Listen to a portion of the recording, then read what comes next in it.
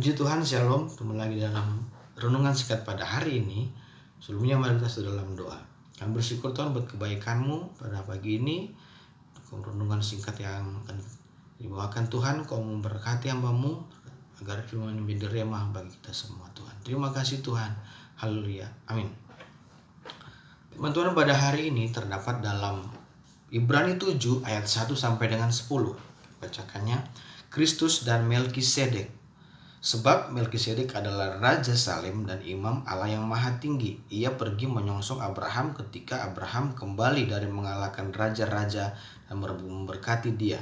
Kepadanya pun Abraham memberikan 1/10 dari semuanya. Menurut arti namanya, Melkisedek adalah pertama-tama Raja Kebenaran dan juga Raja Salem, yaitu Raja Damai Sejahtera. Ia tidak berbapa, tidak beribu, tidak bersilsilah. Harinya tidak berawal dan hidupnya tidak berkesudahan. Dan karena ia dijadikan sama dengan anak Allah, ia tetap menjadi imam sampai selama-lamanya. Camkanlah betapa besarnya orang itu, yang kepadanya Abraham bapa leluhur kita memberikan 1/10 dari segala rampasan yang paling baik. Dan mereka dari anak-anak Lewi yang menerima jabatan imam mendapat tugas menurut hukum Taurat untuk memungut persepuluhan dari umat Israel, yaitu dari saudara-saudara mereka. Sekalipun mereka ini juga adalah keturunan Abraham, tetapi Melkisedek yang bukan keturunan mereka memungut persepuluhan dari Abraham dan memberkati dia, walaupun ia adalah pemilik janji. Memang tidak dapat disangkal bahwa yang lebih rendah diberkati oleh yang lebih tinggi. Dan di sini manusia-manusia fana menerima persepuluhan, dan di sana ia yang tentang dia diberi kesaksian bahwa ia hidup. Maka dapatlah dikatakan bahwa dengan perantara Abraham dipungut juga persepuluhan dari Lewi yang berhak menerima persepuluhan, sebab ia masih pada dalam tubuh bapa leluhurnya ketika Melkisedek menyongsong bapa leluhurnya itu. Haleluya, puji Tuhan. Melkisedek adalah seorang imam yang memiliki kedudukan yang istimewa dalam sejarah kehidupan bangsa Israel. Seorang dikenal mempunyai nama besar bukan karena faktor keturunan saja, namun nama besar seorang ditentukan bagaimana ia menjalani kehidupannya. Melkisedek adalah Raja Salem dan sekaligus seorang imam.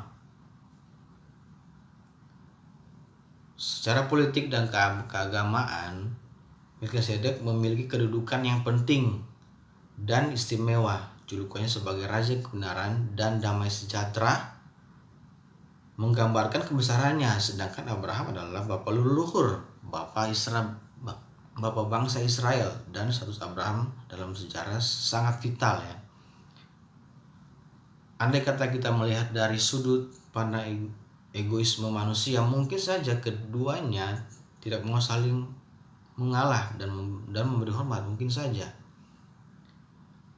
Karena mereka memiliki arogansi seperti manusia, alami manusia. Namun hal itu tidak dilakukan karena keduanya. Melkisedek mempunyai inisiatif untuk menghormati, dan memberkati Abraham yang pulang setelah mengalahkan raja-raja.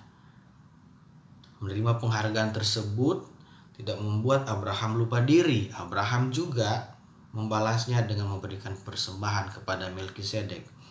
Selaku imam, Melkisedek walau dia sebagai manusia ya, tetapi Kristus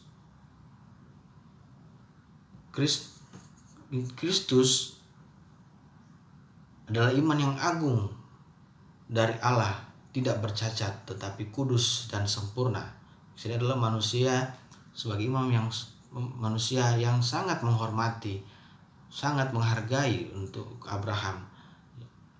Kita juga sebagai sesama bersyukur kepada Allah atas hidup ini, karena telah bertemu dengan sesama kita dengan berbagai sifat, kebiasaan, dan latar belakang yang berbeda-beda. Kiranya kita dapat saling menghargai satu sama lain dan saling mengusahakan kehidupan bersama-sama yang lebih baik. Jangan menggunakan kekuatan dan kelebihan yang dimiliki menjadi alat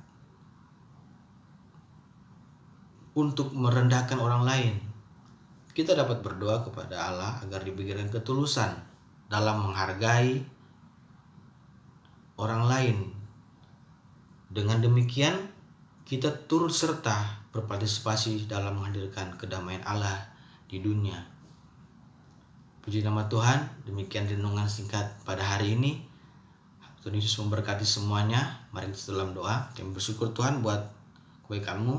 Sudah menurunkan nasihat Tuhan, renungan singkat. Biarlah firman ini Tuhan Yesus dalam hati kami Tuhan, untuk kita saling menghargai Tuhan Yesus. Terima kasih Tuhan, ini doa kami Tuhan, haleluya. Amin. Tuhan, shalom.